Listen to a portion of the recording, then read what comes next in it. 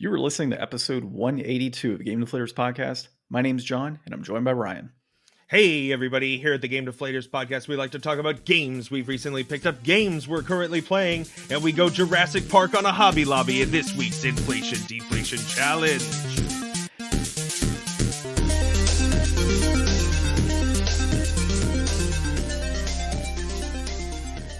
Dude, that was, I think, the best introduction that we've had. As actually, last week, I was like, dude, that was phenomenal, super simple. This one, I don't know, man. Every week, you just seem to impress. I do what I can. Yeah, for sure. So this week, we are, of course, joined by the wonderful Barry of Premium Edition Games. Barry, would you like to do your general intro whenever we have you? Well, first off, thanks for having me. For those that haven't heard me before, my name is Barry, and I'm one of the founding members of Premium Edition Games. You might have also heard me over at Nintendo Fuse or on the Premium Playcast. Good stuff. So yeah, Barry, I think this is like your fourth time on the podcast or third time. I can't remember, but I think fourth time. Yeah, he's a frequent visitor for the Game Deflators Podcast. For the Game Deflators, of course, you can find us on thegamedeflators.com. You can find us on social media at Game Deflators, on Twitter at The Game Deflators, on Instagram and Facebook, and of course on the podcast you are listening to right now. Well, Barry, you know what we like to talk about here? Games we recently picked up and games we're currently playing. We'll kick it off to you as a guest. All right. So games that I'm trying to think what games I really recently picked up.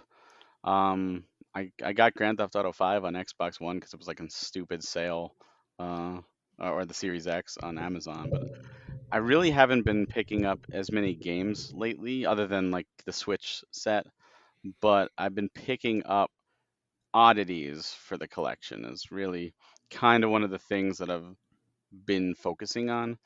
And I'm the kind of collector that, if everyone's going right, I like to go left. I like to do things or research things that not many people are going for or thinking about. And as part of being a historian is the gaming history, learning about it. And since I've been doing this so long, if I find something that, oh my God, I've never heard of before, how did this, like, it excites me. It's like, oh, this is new. This is exciting. So I was happy a couple months ago, I managed to pick up a Gold Star 3DO Alive 2, which is a very interesting system because it was only released in South Korea. And what makes it so interesting is that the system is just a 3DO, but it's housed in one of the prototype shells for the 3DO M2 that never came out. It was never existence, but Gold Star printed the housing shells for the system and had to do something with it. So they decided to only use it in South Korea, calling it the Alive 2. And I was fascinated by it. I was happy to find one. But of course, if you have anything with a 2, what about a 1? And did some research, and turns out they did release the standard Gold Star 3DO like we had here. They called it the Alive, and it had like Alive written on top. And, it's very hard to find, things from that era, especially from other countries. And I just happened to find an Alive. And I was like, oh man, so I had to get that. So I have the two of them together. Did you buy that online or did you find it locally? Oh, no, I'm not going to find that locally. Dude, I mean, you never know. Just hanging out in Korea. Just having it out. One of the things is, if you deal with a lot of foreign stuff, you make a lot of foreign friends and contacts. So I put out a feeler to some of the people who, I've bought from before and who I've made friends with before and said, hey, if you happen to find one. And one of them came back to me and said, I got an Alive and it works. And I was like, I want that. So I had it shipped over and it just arrived. It looks like a PlayStation from like another timeline. You looking at the Alive 2 or the Alive 1? The Alive 2. Yeah, that was supposed to be the M2, which was 3DO's follow-up system. And what they were doing Panasonic and Gold Star. And eventually, from what I understand, like they told Gold Star, we're just doing Panasonic. And then it never came out anyway. But Gold Star had already printed out these shells. And they were like, what do we do with these shells? So they released it as a follow-up in South Korea only, because they only printed enough shells for a small country. So yeah. And South Korea is one of those countries that's very minimalistic. So when they're done with something, they throw it out. They don't collect. They don't keep. Mm-hmm. So a lot of that stuff is lost to time or very, very hard to come by. So yeah. Well, that's a big question. The big question is complete in box or No, looks. no, no, no, no, Okay. no, not. I Oh, wish. The range on some of that stuff, complete in box, is especially from South Korea, very, very hard to find boxed, and you're talking multiple thousands of dollars more to get it in that shape because you're talking cardboard from the mid 90s Yeah. that yeah. that survived. It wasn't preserved. People opened them up and threw it out. Just, I mean, you look at like an NES box versus an NES loose. Picture that, but on a grander scale because there was so many NES printed. Yeah. This is much, much less. So that's the unfortunate thing. But that's really where my pickups have gone to. I just, trying to build my own little, mini museum and trying to go for stuff that interests me. And when I hear a story like that, like, oh, the M2 existed, like at least that part of it, that's part of video game history. Like that's cool to go for. And not a lot of people go for it or even care. There's probably a ton of people go, I don't care about that. I just want to play video games. And that's cool. These are things that I like, so I go for it. Nice. Speaking of playing games, I just finished Horizon Forbidden West, Nice. which I did not 100%. I think it's 60%. But I got to the point where I'm like, I don't care about going for all the cauldrons. I don't need to override everything. I don't care about doing every side quest at this point or going to every rune and or get all the relics from the little relic areas. I'm just like, you know what? I'm just gonna finish the story and see it through. And I'm over leveled already at this point, and I'm glad I did it. I think I like the first one better. I like some of the accessibility, uh, and like they highlight where you can climb. That made it a little bit easier, but it was still very unresponsive a lot of times. Like try go left, go left. What? Why aren't you going left? I'm holding left. I still wish it was like Breath of the Wild and you could just climb everywhere. Give me a Yeah. stamina meter and let me climb everywhere. But that was the main game I just finished, and I also played on the Switch. I played a game called The Sorrow Virus, a faceless short story, which I got for review from East Asia Soft, which I reviewed for Nintendo Fuse, which will go on the latest podcast. And what that is it's a first person psychological horror game. And I'm not big into horror, but for some reason I keep getting these psychological horror games. And it's an interesting premise where it's like when you have terminal diseases in the world, obviously, they're terminal. We're going to die, and we can't always come up with a cure in time. So they find this way to create this sorrow virus, and they inject this guy with it. And what it does is, when you die, instead of going to heaven or hell, whatever you want to believe, you go to purgatory. And if you can escape purgatory, you come back to life, but you still have your ailment. So you're eventually going to die again, and it's like a repeats. But it buys them time to come up with a cure. But while you're in purgatory, you're also dealing with your own failings as a person and the things you had to deal with. So you're kind of getting the story from inside purgatory because you start in there and you have to escape. And it's you're getting snippets of what happened in the real life, kind of like in a dream state. The environment is shifting around you as you get a little more control or you start to piece things together. A little bit of horror and jump scares and like like these dolls, and you have to try and collect the dolls because the dolls represent people you failed and you got to try and set their souls free. And it's really weird, and the whole time thing you're timed and there's no timer on screen. There's these grandfather clocks, and if you click them, they create checkpoints and they also reset your time. And if you take Hmm. too long, you die, like you fail. So you're racing this invisible clock, which I never lost, but it did create that little extra sense of urgency, like, oh, I better not take too long in this puzzle. And there's a ton of different puzzles to do and figure out, and it's an interesting game. I would recommend it for probably about $5. It's about 3 to 4 hours if you just go through it, and it's meant to be replayed, which I did one playthrough, that was enough. But definitely a great premise. I think it could have been executed a little bit better, but it's an experience. Yeah. Sounds interesting, man. Yeah. Yeah, definitely something I might be into. We'll see. I looked right now. I think it's like $10 right now is what Yeah, it's it's on selling for. sale. Yeah. So, it's on sale at $10. It's $15 normally. Oh, geez. Okay. So yeah, At least on Switch. I don't know on other platforms. I did the Switch version. I'll wait for that Steam sale. All right. I'll jump into mine. So pickups this week. Finally got my limited run game version of Ghoul Patrol and Zombies Ate My Neighbors with my little 3D glasses. So got that in. I got a copy of Outbreak on the PS4 that came in. A bunch of Magic cards recently. And then today did some garage sailing. Got Fallout 4 Game of the Year edition on the Xbox One and Civilization 6. probably trade those or do something with those. And then the big pickup this week was my Vectrix multi-cart hacked. Nice. Nice, right? So I think it was like $40 if I'm correct, but it's 30 something games all in one, and it's been hacked to allow for unlimited lives. So I mean, right there, that's just gonna be enjoyable to continually play the Vectrix, not have to worry about lives. And uh, Brian and I played it a while back, enjoyed it. So I think this will be a nice opportunity to dig into some other games and really just kind of explore that console a little bit further. See, it's funny. I'm talking about consoles that most people haven't heard of, and here you just talk about the Vectrix, which is probably another one of those consoles Yeah. that most people haven't heard of, and it's a great system. Dude, it's Oh. fantastic. It's like a little mini arcade cabinet. Like Yeah. it just, yeah. And so that one, by the way, I have complete in box. Ooh, see, I don't Right. have mine boxed. I have mine loose. So it was interesting. I came across, I've told the story before, but you haven't heard this one. So when I worked in a game store years ago, we had a Vectrix that came in, and where I was working was in Florida, and it was right off the coast. So normally, if components and stuff for a console like that, it must have been sitting in somebody's garage. Interior of it, it was to a point where it wasn't worth me trying to fix it. Right, could have replaced every cap, everything, and it just was more hassle than what it was worth. So I held on to it for a number of years, thinking maybe down the road, some point I could find somebody that would fix it for me. Well, going on like an offer up, and this was like 4 years ago, I think, some guy had a complete in box version of it working.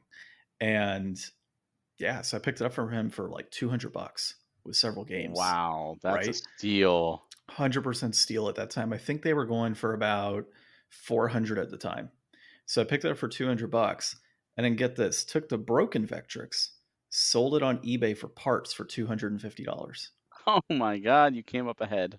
Came out ahead. Well, no, it was about break even because after shipping Oh, with that. But I mean, dude, it was just insane. And on top of that, I sold it without the controller that came with the other Vectrix. And those controllers about $100 a pop. So now I got two controllers. One of them though, I need to fix the interior joystick. I guess the spring in there is broken, so I got to replace the spring. But after that, I'll have two controllers to be able to play the Vectrix, and I broke even. So you can't beat that. That's oh, awesome. dude, 100% can't beat it. So the multi-cart's gonna be fantastic. Can't wait to boot that up and really start digging into that. And then as far as what I'm currently playing, went ahead and just played some more Apex Legends this week. So I was on a trip out in Florida for about 4 or 5 days and just wiped. So I'm like, let me just sit back and play some Apex. And last night I decided, well, I got to keep it kind of fresh and, with Ocarina of Time, because I'm still playing that. Haven't beat it yet. Just got to the Fire Temple finally. And actually, I didn't get to the Fire Temple yet. I got the vest, the heat vest or whatever. So I just got that. Yeah, so I just saved that. I'm going to go to Fire Temple tonight and progress further on that game. So I'm surprised you haven't beaten that. I haven't been into it, man. Slow and steady. I just have not, honestly, just have not been into Ocarina of Time. It just hasn't been a game that I've truly enjoyed. Now, I've played Wind Waker and absolutely loved Wind Waker. And so now I'm coming into Ocarina of Time, and it just feels like, I've told Ryan, it's like, it feels like it's super hyped up for me. So I came this pumped, and all of a sudden I start playing. I'm like, it's okay. I get it, but here's the thing with Ocarina. Ocarina is what I like to call a tentpole game. Final Fantasy VII is one of those as well, where if that was your entry into the series, you will hold it to a higher esteem than everything else because this was your entry, this was your first experience. And while Ocarina was the first time into 3D, which was monumental, and I absolutely do love Ocarina, it's nowhere near the top of my list for Zelda games. And even at the time, I was like, Link's Awakening and Link to the Past alone are better. Like, why are you focusing on Ocarina? Just go back. And so many people refused. Like when Ocarina, they loved it, they refused to play older games. And the same thing with Final Fantasy VII. Oh, 7 is the greatest. Oh, I cried when the big person dies. I'm not going to spoil it, even though I'm sure everyone knows it. And I'm just like, have you not played 4 or 5 or 6? Like even 2. Like there's deaths in all of them, and they're more impactful. And they're like, oh no, I don't want to play anything with sprites. I need to have the FMVs. And I'm like, okay. except nowadays they do have FMVs that are tied to it. Well, yeah, at least the opening and closing. Yeah. But it's still it's a tentpole game. So, and I do think that's an unfortunate thing for anyone going into those games now because they've been hyped by all these people with these fond memories, and it's like it's a great game. It copies A Link to the Past to a T, and the things that were revolutionary back in 1998 aren't revolutionary now. So you got to And, take it skewed. yeah, and it's not like graphically like it's terrible. Like graphically, it's fine. I'm playing it, I'm enjoying it from that aspect. But just it's a little hard to follow for the most part. The controls are okay, and the gameplay's all right. It's just not. There's other games out there in the Zelda franchise that are much better. And You there are know, people even today that with Breath of the Wild out that'll say, "Oh, Ocarina of Time's still top of my list." Like, Well, okay, Link's Awakening is the top of mine, even with Breath of the Wild. Um, and it's for me, it's about the story. I yeah, thought Link's Awakening story was hands down the best Zelda story and the saddest Zelda story and the most impactful. And to me, that's really where it's at. But there's also a little bit of nostalgia. It was the first Zelda game I actually owned. I played through the others, but it was always at friends' houses. Link's Awakening was the first I could sit down and play at my own pace. I didn't have to visit people. I had it and I thought it did everything it did extremely well. Um, and that's when going into Ocarina, seeing the owl and seeing Marin and Terran, I was like, oh my god, like this is so cool. They're pulling, and then I'm like, oh, those are different characters, but it's clearly Link's Awakening inspired. So I get that. yeah. There's always going to people with the nostalgia. What they had as a childhood is always going to be the best because it was what impacted them the most. you Yeah, and the know, next thing I have to play, sorry, Ryan, I'll say one more thing. Next thing I have to play is Majora's Mask. So hopefully I can get through Ocarina of Time pretty quick and jump into Majora's Mask and go from there. I've heard lesser things on Majora's Mask over the years. It's one that I actually haven't been able to truly dive into. Again, like played it with a friend or something years ago for a little bit, but never like truly dove into the title itself. So hoping because everybody's kind of said, it's not as good. It's definitely not an Ocarina of Time that I'm gonna hopefully enjoy that more so than I have Ocarina of Time, Majora's Mask is more about the story and the smaller events. which is 100% up my alley. Uh, yeah, so we'll see how that goes. Ryan, what were you gonna say? I was gonna say, you might have benefited from like the novelty of playing like the 3DS remake of Ocarina of Time, just to have like the portability to do it anywhere and to get like shorter sessions in if you're having time issues committing to like, I'm bored after playing this for an hour, but I gotta keep playing it. Like that, it didn't save me with like my battle against Persona, but that was the idea of playing Persona on the handheld. It was like, even if I'm not really into it, I could play it anywhere. I think I have. What's funny is I think I have Ocarina of Time on the 3DS, and I just didn't want to play it on there because I'm like, I really want to play it on the original console. I want to get the full blown experience on the N64 of it, but I'm probably going to do it with Majora's Mask, play it on the 3DS. I mean, Well, I that's do have the definitely a option, good of thing to course, do. on the Switch, but Yeah, that's right. You can play the N64 app and play the original Majora's Mask and Ocarina that way too. yeah, except I have to buy the N64 controller for the Switch then. So I that's a thought it downside. wasn't the best. Like I thought it was like rendering stuff weird or something. I remember seeing Yeah, at pictures launch it online and was. oh, they fixed it. I mean, it's not perfect, but it's improved. Okay. Gotcha. Let's see what Majora's Mask is going for right now on the 3DS. I want to say it's It's oh about $25. yeah, $25. That's Man, I passed it Not up and bad. it was like $15 not too long ago. It's not So bad though, considering it's a Zelda game on an older console. yeah, for sure. So yeah, I definitely need to look into that. Ryan, what do you got? So I have Game Pass, of course, and I love me some Game Pass. And we got two new day one drops this week. We got Loot River, which is I told my friends about it, and they said apparently it's not getting such great reviews on Steam, but I think it's really fun. It's like an isometric kind of view of a Dark Souls style game, slow combat. I guess you don't it's kind of a little more roguelike. I don't think you die and leave your souls. I think you just die and then like start over like in Hades or whatever. But the whole movement system is very interesting. You're on like a waterway and you have different platforms that you move with the right thumbstick. And then you move your character with the left thumbstick. So you're sliding these like Tetris shapes or like whatever shape platforms around to move, and you engage with and disengage with other platforms to fight enemies. So you can kind of like sit on the edge of a platform, charge up, slide the platform over to the platform the enemy's on, and attack. and then just back the whole platform you're standing on away, or dodge roll to the side, or just try to like walk around the enemies. So the movement system is really interesting. I haven't played it too much. I did get into like the second level, I think. There's like a mechanic where you lock onto a platform and then it locks you until you kill all the enemies on that platform. So I'm interested to see more about where that goes. Um, but then like 2 days later, Trek to Yomi came out, and I've been waiting for Trek to Yomi for a while because I mean everything that Devolver puts out is always pretty good, and I love the look of this with like that old film style. It just looks really amazing. Um, I started playing it. I did listen to a review from SkillUp, and he was a little lukewarm on the combat. So when I started, I just went in an easy mode. I was like, this is a short game. If I run through an easy mode, I'll be able to, just trash all the enemies, get through the story, and probably have a good quick time. But it was just too mindless to do that. So I eventually kicked it up to medium.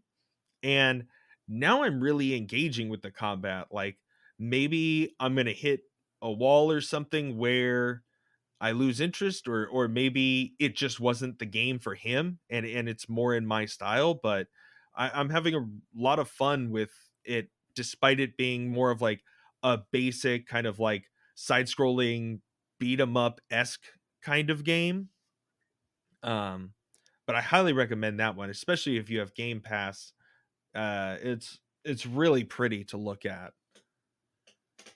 And you got Um, one more on here, right, with what you're currently playing? Oh yeah, and then I've been playing Advance Wars on the Game Boy. I've got the flash cart, so I've been kicking it old school with my Game Boy Micro every chance I get, playing that. I got through all of the tutorials, which was a lot of tutorials, and I'm finally starting the campaign. And I like a good strategy RPG, and some base building mechanics for like turn-based strategy. Those are fun concepts. I hear that it gets pretty puzzly and challenging later on, so we'll see if I wind up going all the way through this one. I was really excited for the remake to come out, but obviously that hasn't happened, so I figured I'd check it out anyways. Good stuff, man. Well, with that being what we've currently picked up and currently played, Barry, you want to dive into a little bit of Premium Edition Series 4 release information? Yeah, sure. So for those of you that haven't seen, we on Monday, the 2nd of May, we launched our Series 4 Direct, and we touched on a number of different things. First, we touched on our Series 4 releases, and all of our Series 4 releases will be available at premiumeditiongames.com starting on May 10th all the way to June 10th. That's going to be the pre-order window, and the two titles we have are Wonderling DX, which is a 2D retro style puzzle platformer where you play the role of the equivalent of a Goomba, and you got to stop the equivalent of Mario, and you can only walk back and forth. But then you get the ability to jump, and you get all these other power ups, and you get boosts, and the ability to fly, and you get all these kind of cool ideas to pretty much go through every stage, find hidden items. It's a blast, and because this is the DX version, there's added stages, added challenge, added collectibles. It's a blast to see how well you do. And then the other game is called Rain on Your Parade, which is pretty much in the vein of Katamari Damacy or Untitled Goose Game, where you are playing a cloud suspended by strings, and you are, causing havoc in each level, trying to do a checklist of different things to do. You have different environmental like powers. Besides raining, you can do like lightning or tornadoes and stuff like that. Different objectives. It's a ton of levels. There's levels that are paying homage to like Metal Gear Solid, Legend of Zelda, just a lot of fun things. And then our version also includes the DLC, which adds even more levels and more challenges and more fun. So we're really proud of these. We're going to have our standard premiums, which are going to be $50, and then for $70 we have our retros, which come in the retro box with a bunch of goodies. We also announced our premium edition Classic Series Volume 1. And what that is, and that's coming summer 2022, that is a bunch of NES aftermarket homebrew titles that different very talented developers have made for the original Nintendo, meaning these games work on original hardware. It's not like Shovel Knight or Cathedral, where they look NES inspired, but the NES could never run them. These games are NES titles, and we've taken them and we've compiled them into one program for the Switch. And this way you can play these games officially released on a Nintendo platform. And the games in that are Orebody Binder's Tale, Nessie the Robot, Space Raft, Ninja 1 and 2, Kubo 3, Assimilate, Jester, Era the Crow Maiden, Doodle World, and Yeah BB's 2. So it's 10 games, and there's some bonus stuff that's exclusive to the cart.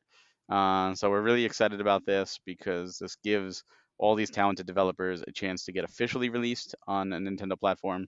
And we've just seen a lot of love from the community with this. A lot of people are excited about it. We also did an update for Sunshine Anthology, which is still in the process of being ported, which is Camp Sunshine and Sunshine Manor. So we'll have more soon as it's finished porting. And we teased Series 5. In Series 5, we teased with a game called Raji, an Ancient Epic, the Enhanced Edition, which is a beautiful isometric God of War style game set with Indian mythology and Indian culture. It is gorgeous to look at, beautiful music, controls really well. And this is the enhanced edition, so it's got all the new improvements that they're working on, and that's not even released yet. So that's the version we are going to be putting out there. Is on the card is going to be the enhanced edition. Nice. Yeah, premium edition classic. That was right up my alley. I was excited to see that for sure, so I'll be picking that up. Rain on Your Parade was definitely one of interest for me as well. And dude, I was pumped for Raji when I saw that. Like, I watched that video. It looks so good. So I can't wait for Series 5. You guys did a great job on the direct too. Yeah, it was a lot of fun. Yeah, it was amazing. Yes, amazing. That's a funny story behind that. So when we do the directs, for the second, third, and the fourth direct, I wrote the initial script, the initial draft. And what I do is I'll write my lines, but I'll also write lines for like Jeff, of where I want the conversation to go. And then Jeff will look at it and he'll say, well, I'm gonna edit my lines to be more of what I would say, but keeping the conversation going in the direction that I originally wrote. And sometimes he changed my lines too to go to respond to whatever he does. So then I have to reread it, and it goes back and forth a little bit so we figure it out. And then we get to the recording process, which is always a blast. We're there with our buddy Dan, who does our editing, and from Console Wars. If you've ever seen that show, Dan's a wonderful guy. Check his show out. And we do the recording, reading the script. And despite me reading Jeff's lines and being like, okay, these are cool, during the first take of our read, we realized that Jeff wrote amazing a lot.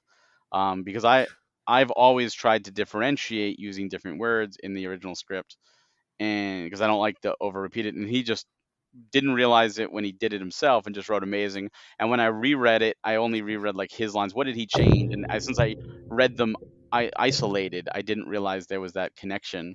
And as we were reading it, we started laughing. We just started horse laughing. It's like, oh my god, another amazing. And like, oh, we got to make this into a drinking game, like, oh, every time we do it. So when we did the second read, Jeff's like, let's double down on it. Let's just double down on it. Let's go ham. And I was the polar opposite in my reading. And if you listen to the dialogue, you could hear like I'm purposely changing amazings on the fly in the thing to other words so that there wouldn't be as much. Meanwhile, Jeff is doubling down and adding in amazings into the script that weren't there originally. So it really came into this crazy thing. And I think I say amazing once in the whole thing, but it is funny. And some people loved it. Some people said, oh, the joke got old. You know what? We're just having a good time. Yeah. And if you like it, great, and if you find it cringe, that's okay too. It was memorable for sure, though. Yeah, it was amazing. It was amazing. We the way we look at it is, just as collectors, as people who look at the industry, as people who love directs, Nintendo directs, and state of plays and stuff, we've seen so many presentations at like E3 where it's just like, here's some games, and it's trailer, trailer, trailer, just like you go into the movies and you're seeing the previews. You don't have time to digest what you just saw because you're instantly shown something else. And then after the end, you say, what did you think of it? So, it was good. I like this game or maybe this game. You can't remember the names. You have to go back and watch it. And you probably forgotten other things. So we try and space the trailers out a bit with some commentary, and talk about the different editions and let you digest what you just saw, so it is a little bit more memorable, and it's a little more respectful to the developers of these games, because these developers that we're working with are absolutely fantastic, and it's an honor to work with them. And that's why we also included a voice from them. We asked them, please record something for the direct. We want you to get your voice out there too. So we're thankful they allowed, they did that, and we were able to include that. Yeah, it's good stuff, man. I actually, while listening in, and the first few amazings, I'm like, is this an Easter egg for season 5 or series 5? Like, what is this? So then you just kept going, and I'm like, okay, yeah, they're doing this shit on purpose. Yeah. Well, especially with the which was Jeff's idea to put like the amazing Yeah, yeah, words yeah. appeared. Like Jeff's like, oh, we got to do it. Like we're doubling down and tripling down on this, and I'm just like, okay. But if you read the original script, like the undoctored script, that's not the case at all. Well, because like series 3, you had that Easter egg at the end, and so Yes. I'm like listening in and trying to figure, is there an Easter egg in this? And every Yeah. time the amazing came up, I'm like, okay, this is the Easter egg. This has to be it. Like when I'm talking to Barry, he's gonna tell me, yeah, you found it out. It's like, no. Yeah. No, no. The truth is the amazing was just a weird coincidence that Jeff likes to use that word when he writes things, and decided to double down on it and just have fun. And he nicknamed it the Amazing Direct, of course. Nice. But yeah, no, that there was no hidden agenda with the amazing. Although I do think that Series 5 is amazing. I do Yeah. think Series 4 is amazing. I do think, all of our series are amazing in their own way. I'm And excited that's some, about these games. they're fantastic. And one of the things is, because we go slowly, each of these games are games we all play. We all have to Hmm. love, say, all right, we're going to put our weight behind it. And you know what? Some people might say, oh, well, Wonderling doesn't look as good as Cathedral. Well, they're two different types of games. And you Yeah. know what? If you say, I'm not interested in Rain on Your Parade, that's fine. Everyone has different tastes. But I can tell you that these games are, we almost used the word, are fantastic. See, I'm changing it on the fly. Are fantastic and definitely worth your attention. I do know Wonderling has a demo on the eShop. So it's one of those things where if you saw that and you say, well, that looks kind of cool, I wonder if I would like it. The demo's there for a reason. Try the demo. I don't know if Rain on Your Parade has one, but these are definitely games worthy of any attention if you like this style. And if you say, I don't like puzzle platformers, I never really cared for crazy games like Katamari, and you know what? That's fine too. We'll see you in Series 5. We just want to put out amazing games. See, I did it there on Uh-huh. purpose. Uh-huh. I did it there on purpose. That we feel strongly behind, and we love the developers that we work with, and we get to talk to, and they feel very passionate, because you have to remember, every game coming out, whether you like it or not, it's someone's passion project.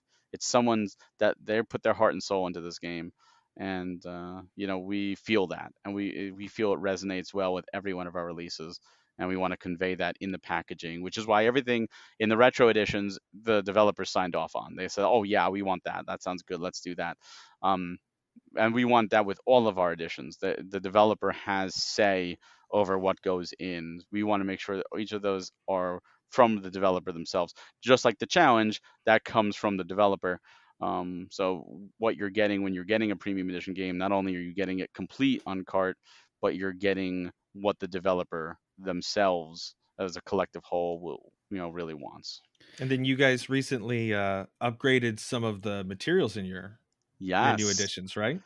Yes. So one of the things, people harped on, and they did catch, is that our price did go up. We had to raise the price $10 for each edition. It's a static.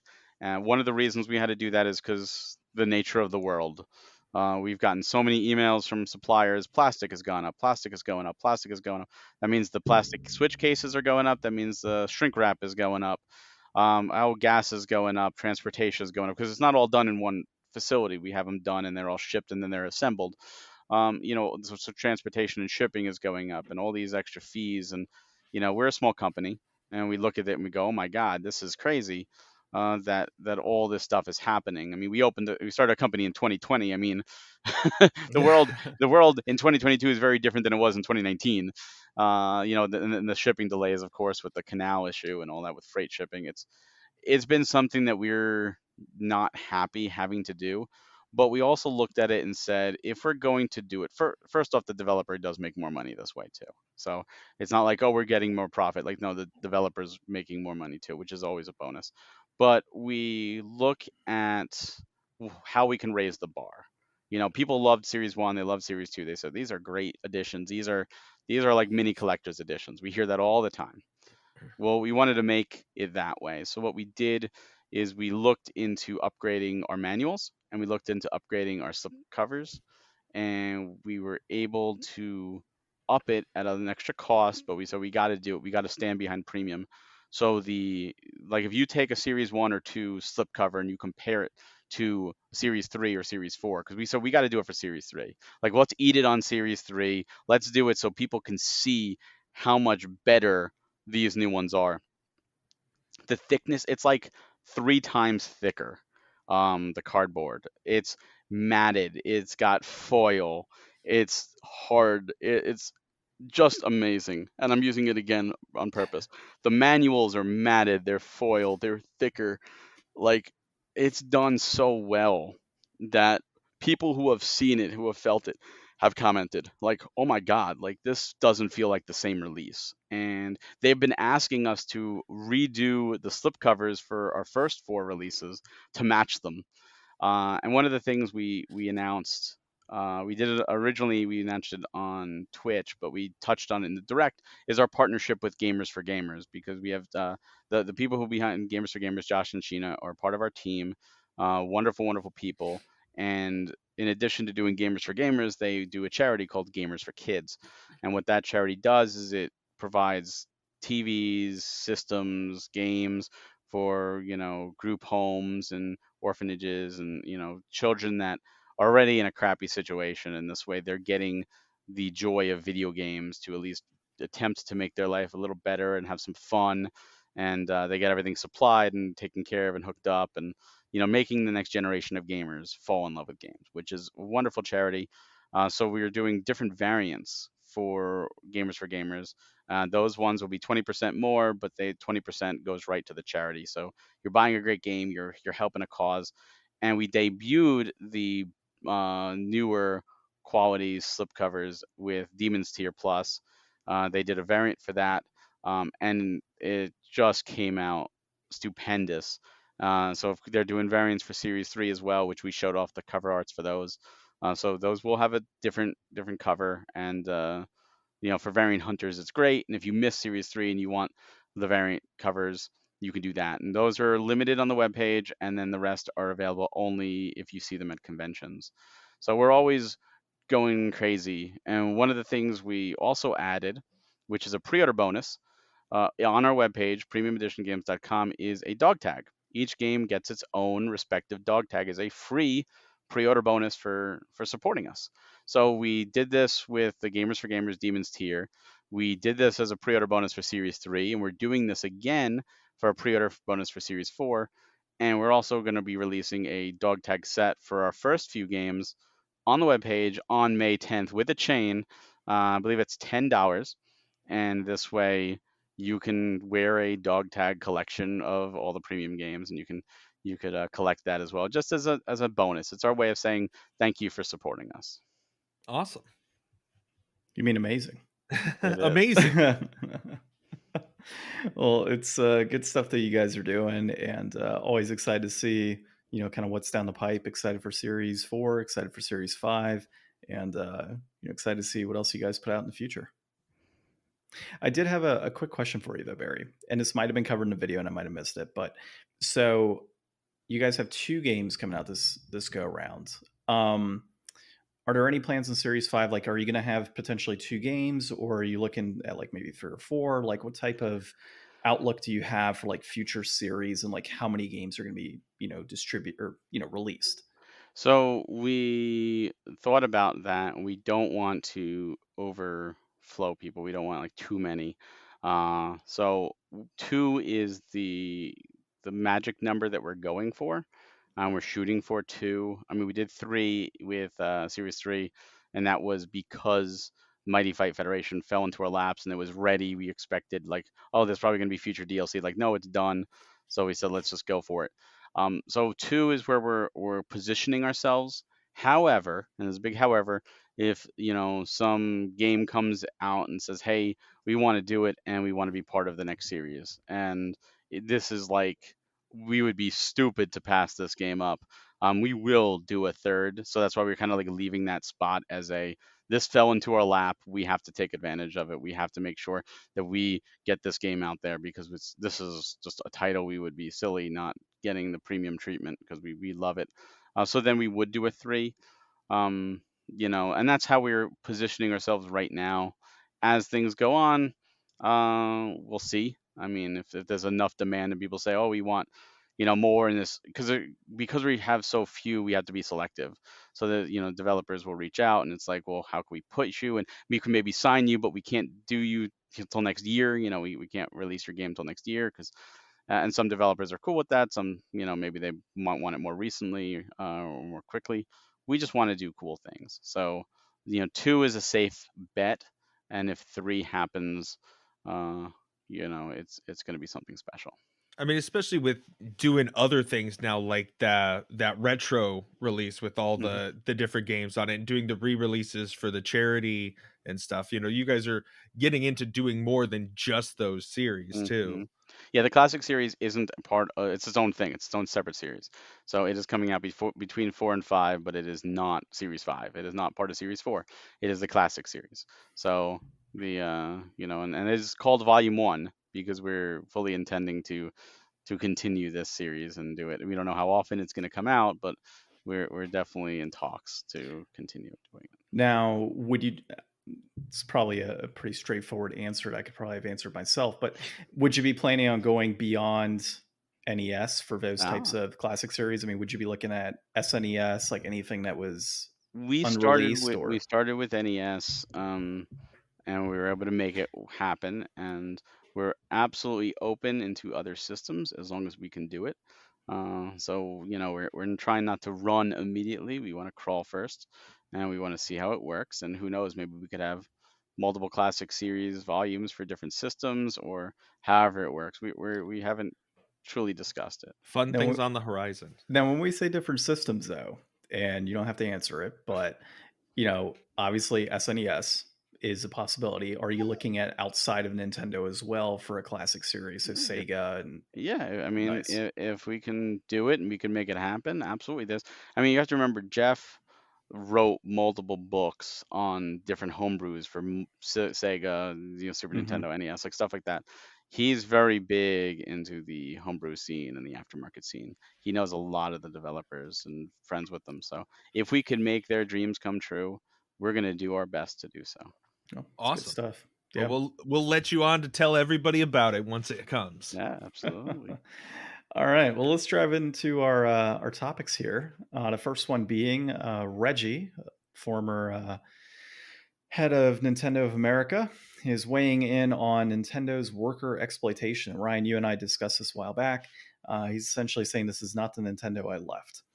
This is through Kotaku, and it is Ethan Gack that wrote this one up. Ryan, if you want to kick us off here. So, in light of the recent few things that have been coming out in the news, family-friendly Nintendo's got a little egg on its face, not treating the temp workers as equals to their full-time employees. Reggie says, this is not the company I left behind. I mean, Reggie's a face guy. He's probably one of the best we could have gotten for Nintendo. Like, he really revitalized, their brand image here. And, we've got another article after this talking about some other things, that he pushed in the company. Like, he was definitely there to be a Nintendo man, though, for the company. And, he's going to be saving face saying this is not the way that I left Nintendo. But this isn't something that just started up. It's not like the temps were on a gravy train until 2019, and then all of a sudden Reggie left because he was this pillar for the people. So, I think that if the work culture has changed since Reggie left, I mean that would be really disappointing. But I don't think these kind of problems pop up overnight. And Well, Reggie's plugging a book right now, so he's he got something to is. say for sure. Well, and he left just before the whole pandemic, right? So the whole work from home situation kicked off then. I don't like you said, I don't see this being something like just started I guess I happening. didn't think about that. Like, I guess there has been a giant shift in work culture since 2019 with the pandemic and stuff. To an extent, though. I mean, the return to work, I mean, you would figure that a lot of these things are going to kind of be business as usual. And in fact, people should honestly be closer in this regard based on the whole virtual experience. Like now, when I see a coworker in person, it's a totally different experience than when I was seeing them on a day to day basis. So there's a lot more excitement when you see people in person. So this whole idea of temps are not allowed in certain parts of the office, or like they don't have key cards again, like that type of stuff can be standard to an extent. But things like using the on-site gym or using like a cafeteria or something that's, temps are not allowed in, that type of stuff's a little off-putting. But the one thing I did catch in this article from Reggie is that he used to do like lunches and temps were invited. But then somebody called out that temps actually didn't have a key card to get into the building in which those lunches were housed. Yeah. So, that in itself is a little ridiculous. And then to say this is not the Nintendo, or this is not Nintendo the way I left it, is essentially saying, admitting in a sense that yes, this is occurring. It wasn't like that when I was there. So, but it is now. That's kind of how I got that. Barry, you have any thoughts on that? I think he's trying to save face, because first off, the contract work thing, that's not a Nintendo thing. That's like just a culture thing. Like there's a lot of Silicon Valley that does that. There's a lot of companies out there that absolutely do that with contractors. And I'm not saying it's right or wrong. I'm just saying it's not just specifically a Nintendo thing. And he says this isn't the Nintendo I left, but there's accounts that people have, come forward and said like, back in 2012, 2013, 2014, which was Reggie's Nintendo. So absolutely it was a part of that culture when he was there. He just may have chose to ignore it. Maybe he was too busy and it happening underneath him, but it was there. Do I think it's right? Absolutely not. I think that I'm not saying they should have free reign, but I think telling contractors that they could be promoted to full time and then never doing it, never letting them is just literally a carrot on a string, and Yeah. that should be illegal. If you say it, that means it's a verbal contract and it has to be a possibility. It's not oh, I'll bet they'll work extra hard if I do this and then never do it. Not letting them go to the bathroom is inhumane. Making it so that if they can't come to work because they're sick, they get fired. One of the people get counted, like someone came in even though they were sick, because they couldn't get fired, and then they gave everybody in the center the disease. It was a viral thing, and like that's counterproductive. You don't want your entire workforce to get sick. Like you're not going to do yourself any favors. So I don't think things like that should be legal. I think there has to be some leeway. One person in the article, at least the one on IGN, they were interviewing somebody for being promoted into full time, and they got the call in the middle of that interview that their sister died, and they had to go immediately, and they didn't get the job because of that. And it's Oh like, my really, god. like you're gonna hold them to that? Like what? Like That's have not a even heart. human. No, it's like, you know what? We'll reschedule this interview. We'll do it after you take your time. Nope, nope. Sorry, you leave. You're gone. Um, Mario waits for no one. Ryan and I talked about it. I guess it was an episode or two ago, and one of the other things that was brought up was, somebody needed to go to the hospital or the clinic, and they wouldn't let them use the on-site clinic, and they said, okay, well, we need to go to a doctor, and then a full-time employee said, hey, I'll take you to a doctor. They refused to let that full-time employee take a temp employee to the doctor's office, and they called an Uber for that person to take him to the doctor instead. Just like, what kind of separation in the workplace is that? It's not like it's a one-off type of situation. You're talking about multiple accounts of people coming forward for this type of, work environment. And, I agree. It's not just Nintendo. Like, I'm sure Sony's going to have something come out, and all these other companies we already saw with, uh, who is it? God, I'm spacing off the top of my head. The recent acquisition of Microsoft. Oh, Activision Blizzard. Activision Blizzard, yeah, all the bullshit that was going on with them for a number of years. I mean, this is commonplace, it seems, within the video game industry, and it really is a shame for the most part. It's so much harder to treat people worse and differently than to just treat everybody the same too. Like the mentality of it is just baffling. I'm fairly new to like corporate work culture. So look, I've always been like the outsider looking in, and like even at my job now, I'm like, wow, I guess sometimes you just come into work and 50 people get laid off. Yeah, it's just looking at the whole thing, it feels like they're, at least with Nintendo, they're kind of like they're in a separate building, they're on their own. And there was a thing about the mobile division. Apparently, the Nintendo Mobile is contract work. It's in there. It's like a bastard child. And granted, Nintendo Mobile hasn't done the best. They but to find out like the most successful game they've had is Fire Emblem Heroes, and the people working on that game are in that building, and they are not allowed the official Fire Emblem documents about the different characters and the lore and the story for fear of Nintendo being private. They have to use fan made wikis online to try and get the gist of the characters. And it's like if you are a contract work, you put an NDA in that contract. If they leak that, you take them to court. So they're not going to do it. They're working for you. That's only going to help your game get better. What are they going to do? Oh my God. Did you know Lynn does this? Now, a fan knows this already because it's in one of the games already. Like, who cares? You know, That's like one of their it's so best stupid. games too. Yeah. Yeah, Like it's the best I mobile haven't game. played a mobile game like really hard for a long time, and that's the last one that I was playing that much. I Yeah. thought it was tremendous. They definitely should have given them the resources, especially with how much money they were making them. Yeah. It's so silly. And Nintendo's always been a private company. They've Yeah. always been a hard ass, and secrets are no, no, no, no, hush.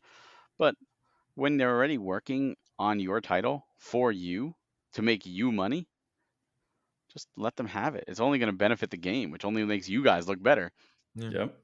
Well, It's Nintendo. somebody who put a lot of work into trying to make Nintendo look better and has some regrets about their time there is also Reggie in the next article.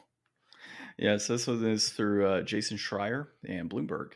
And so really it just kind of dives in. I mean, this is really just a Reggie plug in his book situation. But he kind of has a few regrets, one of which is he mentions Mother 3 and the reason why it wasn't released out in the US, and kind of dives into the whole thing of just Nintendo was looking at it from an aspect of numbers and what made sense, right? Well, we don't want to put resources towards developing a game for a console that's going to be departing at some point. You know, we don't want to go ahead and put it towards this because we're moving into this direction for another type of game console. And so he talks about his regrets on that, and he also dives into the release of I think it was the 3DS, and how he initially told them, hey, let's get this thing launched at $200, put into market, and they decided we're going to release it at 250, only to have egg on their face and release it for 200 6 months later, after it had already been on I the think market. 170. They lowered it even farther. Oh, Yeah, was so it down to 170? Yeah, I think well, so. yeah.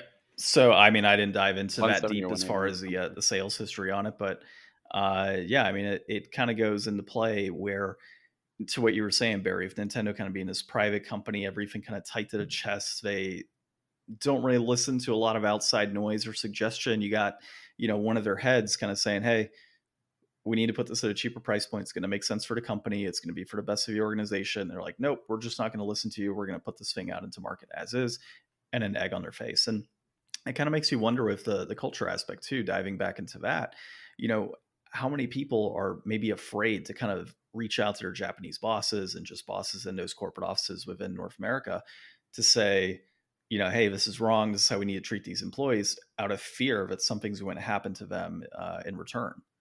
It's kind of coming full circle right now. That's unfortunate truth is that people fear for their jobs, and they don't speak up, and they don't, and a lot of times they have great ideas, or a lot of people don't like criticism. They don't want to hear criticism. A lot of people don't like to hear criticism, but sometimes you learn from that. Not all criticism is warranted, and not all criticism, you know, is something you should change, but you should take a good hard look and learn from your mistakes, and maybe, oh, I didn't listen, maybe I should listen. Like there was the whole thing that Reggie talked about with Wii Sports, how Hmm. Miyamoto didn't want to give away a game for free, and he's like, well, we should pack it in, and look what happened. And you can see they followed that again with the Wii U, like we're going to do Nintendo Land, and the Wii U bombed. So they decided not to do it again with the Switch, I guess, because it bombed with the Wii U, and that's why 1-2 Switch was a standalone, and everyone's like, 1-2 Switch should have been a pack-in. Yeah. Like that was your pack-in game, but no, you put it as a standalone. And the Switch, of course, is a huge success. It didn't need a pack-in, but it wouldn't have hurt. And I No, think yeah. like a lot of people would have played a lot of more people would have played 1-2 Switch than they did. You know, when you bring that up, like, did you get the Switch Sports that just Yeah. came out? Like, I can't believe it took them this long to make that. Like, it's not like it was competing against like a prior pack-in. Like, they came out with the Wii Resort like 2 or 3 years after. Well, I think they might have been toying around with it. I mean, the Wii Sports Club, they like was, on the Wii U, they were working on it. But I think they were banking on 1-2 Switch being the new thing, and that didn't do well. And it was a great tech demo. I had a lot of fun with 1-2 Switch. And I think 1-2 Switch would have, and still was never a pack. And they keep doing Mario Kart. Throw Mario Kart and 1-2 Switch on there. Like, what are you doing? Like, to get that thing in there, like it's perfect. You're not selling copies of it anymore. Yeah. Just throw it in there. Uh, it, then Nintendo does things to their own drum. They and what seems obvious and what everyone else is asking, Operation Rainfall, we were asking for those games. It took forever, and they finally did. They don't listen. People are like, we want a new F Zero, even if you don't have any new gimmicks. Just give us F Zero with new levels, the same gameplay. We're happy with it. And then no, no, no, no, no.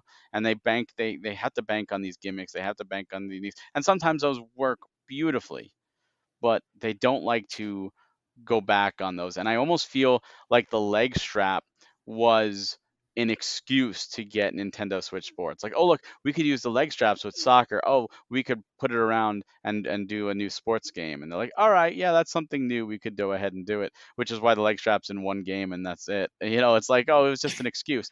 It's kind of like, people harp on Animal Crossing Amiibo Festival. They harp on that game so bad. That game only exists because the Animal Crossing team wanted Animal Crossing Amiibo because like, oh, it would be perfect. And Nintendo said, we don't have a game to put it for, so you're not getting it. So they made that game simply so they can sell Amiibo. Like that's Yeah. all the team wanted. That's why the game is trash, because they made it just as, here's an excuse so we can make Animal Crossing Amiibo because that's really what we want. It's so funny. That's what Nintendo sometimes needs to get the ball rolling. Yeah. Some kind of plastic peripheral to move games with. Well, the Amiibo would have been great. The Nintendo's like, you need a game, so it's the opposite there. It's some kind of crappy game to move plastic peripherals. Yeah. Yeah. I mean, even like Link's crossbow training was done for the Zapper. Like they've always done things like that, where the wheel, Mario Kart Wii had to have the wheel. They've Hmm. always moved stuff like that. But it's kind of weird when fans just want more of the same. Like give us a sequel that just like pretty much a DLC pack, and we're fine. Yeah. Well, that'll be Nintendo future DLC packs. No, Yeah. no more full games, just DLC packs. You know what? That's all they need. Let's be honest. If Mario Kart 9 came out and said it's 16 new courses with all of Mario Kart 8 Deluxe's courses and all the booster pass courses all together, no new gimmick, people would go crazy. If Smash Brothers came out, here's our next Smash Brothers, we're adding 15 or 16 new characters with new stages, some old returning stages that never came out. Oh, and all the content from Smash Ultimate, all the fighters, all the stages, people would be fine. It would be amazing for them to just keep adding that on. I But mean, they're on not, some level, you run into like the Pokemon problem where it just gets to be too much. Well, not if you constantly building on it. See, Pokemon keeps reinventing. There are new graphics, new mechanics, new things. Smash Brothers doesn't need it. The mechanics are solid. The graphics are fine. The balancing is there. All they have to do is add new characters and just treat them as new characters. The new stages would have to be, refined, but they would have to do that regardless. So Yeah. I the guess you characters are just have there. to go back and edit Kirby every now and then. That's Yeah, you about it. new hat for Kirby. You have Mario. You don't need to rebalance Mario. You don't have to change him up. If Mario stayed the same throughout, people would be fine. People who play Mario, like, in fact, a lot of people don't like when characters are changed up. I They miss wanna. old Mario. I miss old Kirby. Kirby in 64 was very different than Kirby now, and it's like, just leave things status quo. So yeah, I do think Nintendo should, with certain tentpole games, do that. Because if they say here's Mario Kart 9, like in which one was the first one to do the retro? I think DS was the first one that did the retro courses, where it was like here's 16 courses, which we've always done with Mario Kart, and then here's 16 older courses, and then that became the norm. So if they say here's Mario Kart 9 with 16 new courses and 16 older courses, people would be like, well, this is so much less than what Mario Kart 8 has with the booster pass. So you already have that. You already coded. You don't need to do anything but take the game and go boom the courses and put them there. You're Hmm. done. The coding's done. All you have to do is make Mario Kart 9 as DLC and just release it as a full game with those 16 courses or whatever highlighted as the brand new stuff. Add an eraser or two or five or whatever, new carts, and you got yourself an instant game. Yeah. People would buy it. Well, let's go ahead and jump into the next topic of Nintendo, of course, is a header. Ocarina of Time is headlining the Video Game Hall of Fame class of 2022. This is through Polygon, and it's Ryan Gilliam that wrote this one up. So I'm just going to really quick, because I mean, we've covered the Hall of Fame every year, actually, now that I think about it, that we've been doing this podcast. And so the games that they have right now, it's headlined by Zelda Ocarina of Time. And then you've got Miss Pac-Man, which didn't they do Pac-Man a couple of years ago? I'll have to look at the full list. Yeah. So it's like, why not just do Mr. and Mrs. Pac-Man? But I digress. And then they've also got Sid Meier's Civilization and Dance Dance Revolution for the Hall of Fame class. Do you guys think that any of those do not deserve a place in the Hall of Fame? And if so, why? I've actually played all of these, and I think that they're all awesome. I remember playing Civilization on the PlayStation and having a great time. It was like the first game I ever played like that. DDR is a classic. I don't really have a lot of love for Pac-Man, but give it up for the Miss. And Ocarina, I mean, we already talked about that earlier. Like, I don't think anybody questions that it belongs there. Whether it's the best Zelda, you could definitely argue, but I mean, give it the Hall of Fame. I think what they're looking at here is the revolutionary aspect of it. Except Miss Pac-Man kind of falls out on that one. Like I could see DDR kind of setting that like tone for the music I think genre. it was cultural. Miss Pac-Man brought more women into gaming because they put a bow on it. It's true. I That guess I could see that. that's not necessarily true. Yeah. So Miss Pac-Man is an interesting story. Miss Pac-Man was, I don't know if you know how Miss Pac-Man started. Miss Pac-Man was not a Namco release. What it was is back in the day, arcade cabinets were expensive, and a bar usually got one, maybe two, and you would just change out the boards. Well, I forget who it was. It was a couple students said, Pac-Man is good, but we can make it better. So they decided to make an upgrade conversion kit to Pac-Man and sell it to bars and say, you've had Pac-Man in here for a while. Would you like to buy our version of Pac-Man? It's an updated version. It's not an official release. And they would, and they put it in bars, and people liked it a lot better. I feel And like I Namco heard this took story notice, once. and Namco wound up, you know, hiring the guys, and that turned into Miss Pac-Man. But for some reason, I don't know why, Namco actually never retained the rights to Miss Pac-Man, and they always licensed it from the guys. And currently, I believe At Games owns the rights to Miss Pac-Man because they did a Miss Pac-Man plug and play, and that's why if you look at all like the Pac-Man collections, you rarely see Miss Pac-Man. And on the new one coming out, Pac-Land, which does feature Miss Pac-Man, it's changed to Pac-Man's mom now instead of Miss Pac-Man because they don't have the rights to use her. So Miss Pac-Man is cultural in the sense of this was the first like real homebrew and like ROM hack, if you will, that made it, that became an official release. So in that regards, it is revolutionary and it is a very different game. It's just a weird story behind the rights. I didn't know the full-fledged story behind that, but I do Yeah, recall that's. hearing some of that in the past. It's good to have our gaming historian Barry I on was here. just thinking that. I was like, Barry's library of historical facts paying off.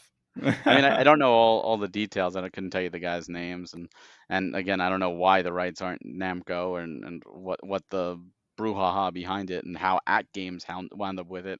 All I know is it's very weird. If you look at most recent Pac-Man collections, you will always see Miss Pac-Man missing, and it's like, why is Miss Pac-Man not included? And it's because they don't have the rights to do it. Well, and that, that kind of dives back into the whole like, why is it even on here type of thing, right? Yeah. Because was it a cultural shift? Doesn't seem like it. I mean, It just kind that's of what seems they like, say in the article here. They said, for Miss Pac-Man, the museum called out its more sophisticated enemies and mazes in comparison to the original Pac-Man. More importantly, the museum's representative wrote, Miss Pac-Man helped change the idea that video games were just for men. I mean, yeah, I can see that. Maybe bringing more women to the arcades, but I don't think.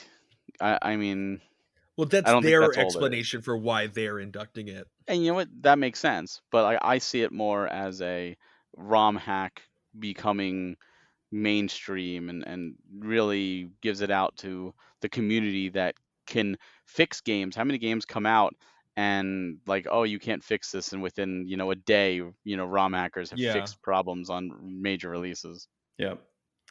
Well, I think the DDR component makes sense. I mean, it brought in an entire new genre in a sense of music based games. I mean, I know there's other stuff that came before that, but like what's the one? It's on PS1. It's Bust a Groove. Like there's games like that, obviously, that were predecessors, I feel. Um, but as far as things like Guitar Hero and all that, I don't think any of that really happens without like the DDR movement. So I could see that Yeah. being a big cultural shift. Zelda, we already kind of talked about the main reason there, right? It was one of the better 3D games that came out during that genre or during that era, and really kind of solidified that movement. And then what was the other one that we had on there, Ryan? Um, Let me look back at my list. Sid Meier's Civilization. That one's a little interesting. I actually don't really have much experience with that one. Do either of you? As far Yeah. as like where that might fit in regard to like a So revolutionary change in the gaming industry? so it was like a very early game, like, let's make a game that's like about building and creating and less so about like destruction and stuff. So it's like, it's not edutainment the way that like Oregon Trail is, but it's like a turn-based strategy. You go through the ages, you start off like at a tech tree and then work your way up to the modern era. I guess I look at a game like Age of Empires and figure, It's like that, but less war-y.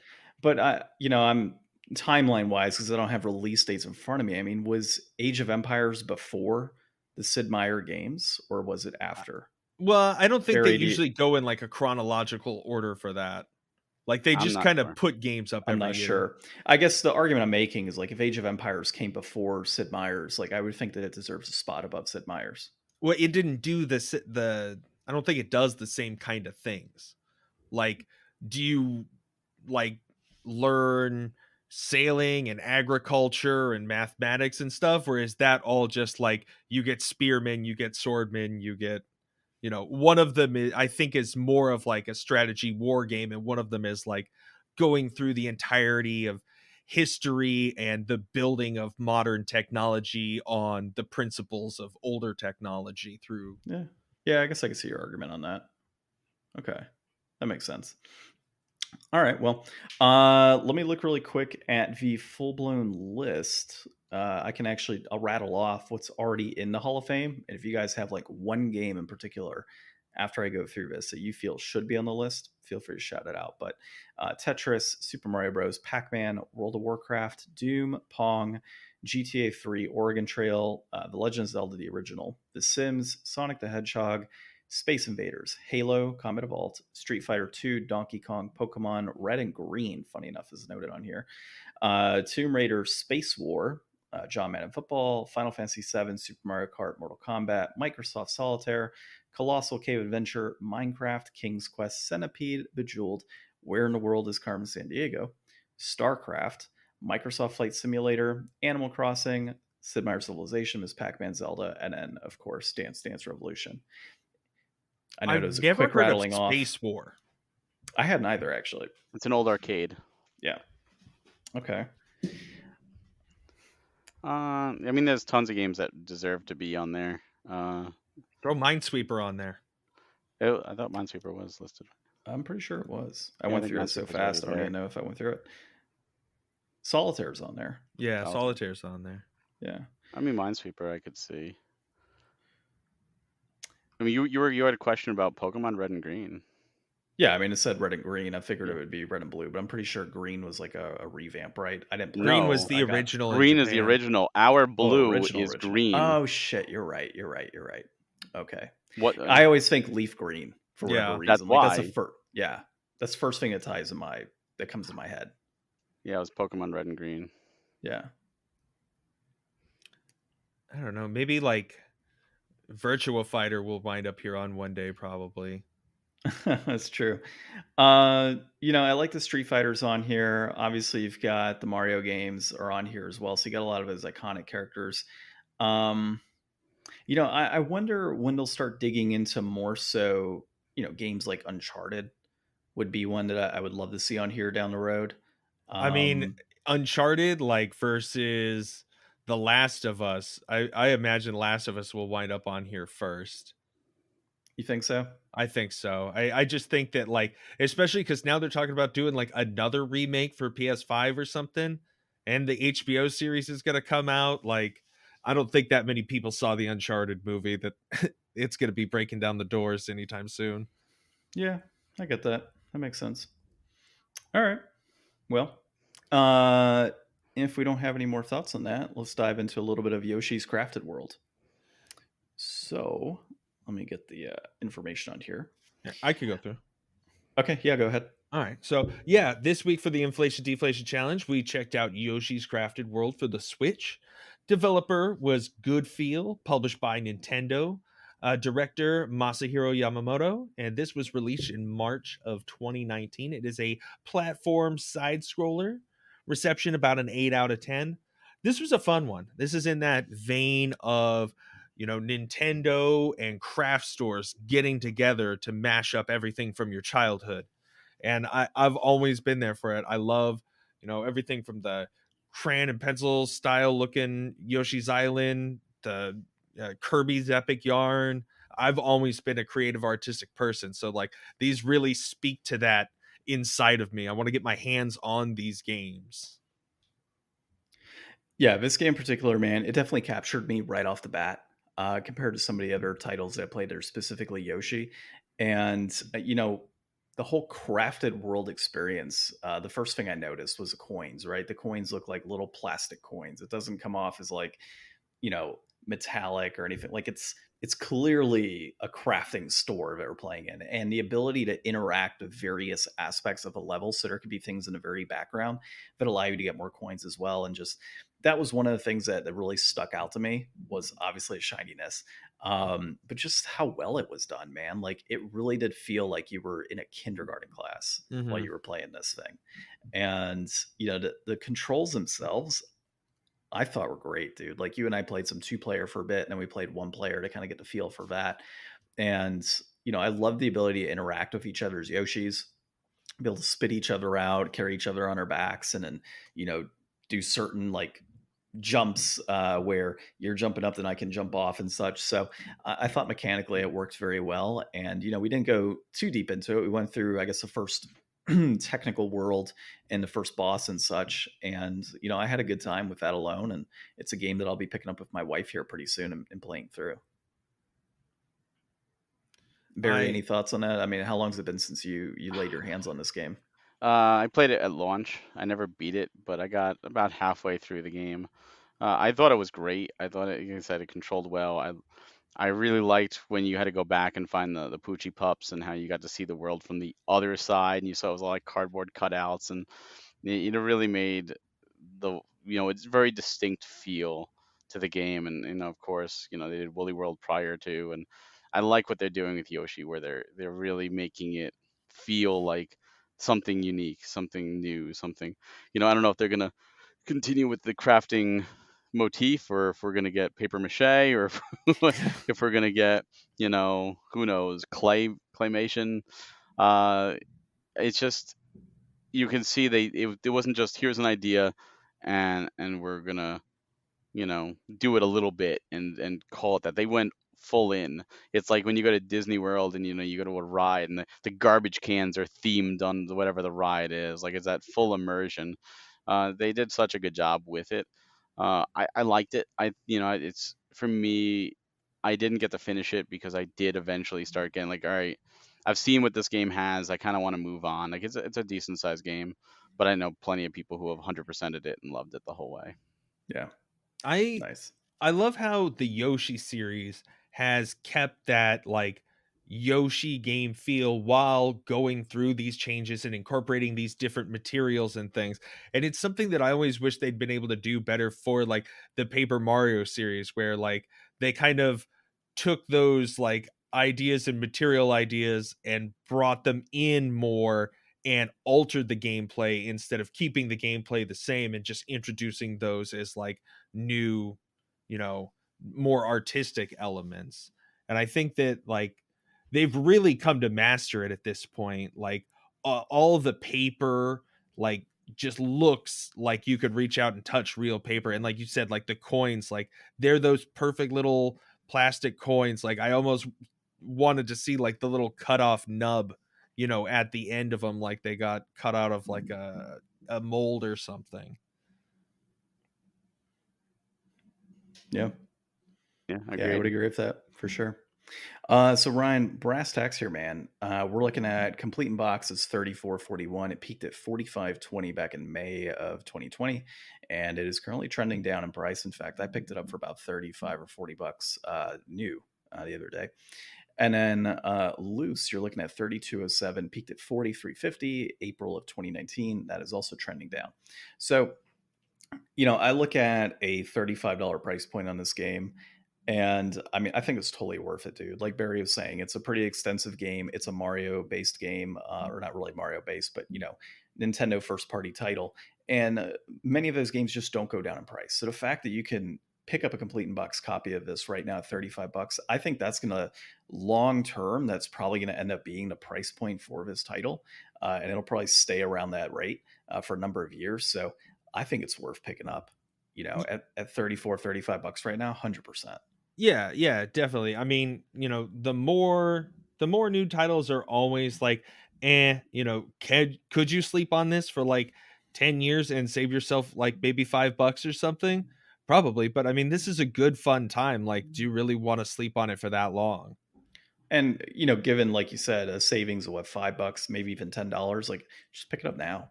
Yeah, You know, definitely. like Especially if you there's got Especially if you kids have or the time to somebody you play can it. play with. yeah, especially when I get time to play it, right?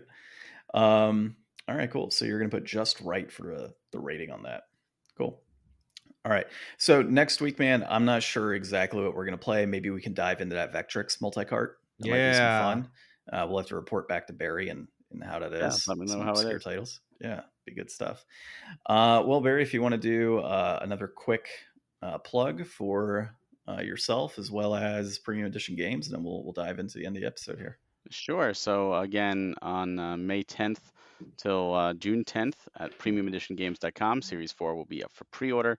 That's Wonderling DX and Rain in Your Parade, both the standards, which are open pre-order, and the retro, which are limited to 500 on the webpage. So make sure to get those orders in.